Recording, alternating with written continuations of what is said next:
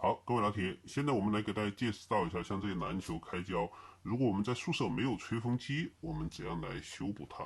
好，我们首先是要用到这个软性的补球专用胶，这个胶水的话非常牛逼，不像那些502这种球的话，千万不能用502。如果我们打球的时候有弹性嘛，502是硬邦邦的胶水，会非常影响我们的打球的感觉，而且打来打去那个502就会崩掉。而这种软性树脂胶，它像一个橡皮筋一样那么有弹性，是吧？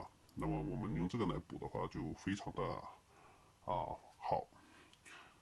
现在来给大家演示一下不用吹风机的情况。那么我们打开盖子，这个内盖抠开，不要丢了。用完之后一定要把它盖回去。那么你下次再用的时候，放在那里就可以用很久。这一瓶胶水的话，可以用个2、3年啊。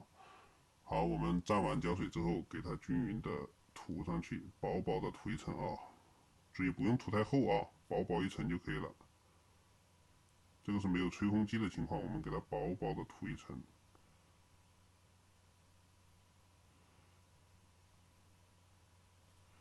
好，这边的话也是一样的啊，薄薄的涂一层。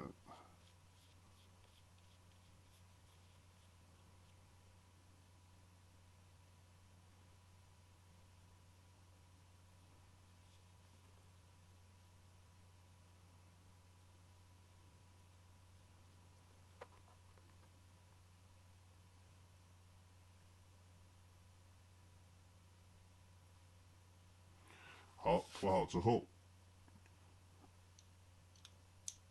我们就马上把这个皮给它怎样按上去，因为我们没有吹风机，我们不能等胶水干，是吧？把这个皮按上去，所以胶水不能涂太厚，涂太厚的话，你一摁它就会挤出来，是吧？我们薄薄的涂一层，然后我们再用送的这个美纹纸，把它边上给它粘紧，给它这样粘住。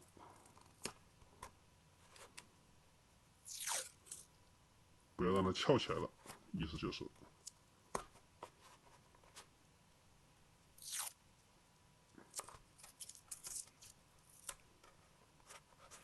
好，这样粘好之后，我们放24小时，等胶水干了之后把它撕掉，就可以继续去打球了，非常的方便。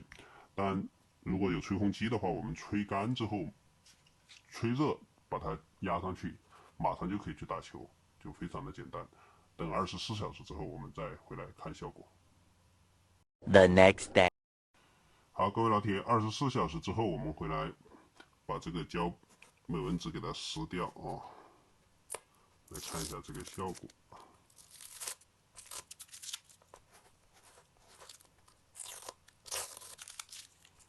是吧？这个皮没有弹起来，看到没？你去抠的话都抠不起来的，是吧？那么我们就可以去打球啦，是吧？这个就是不用吹风机的一个修补方法，就是需要时间。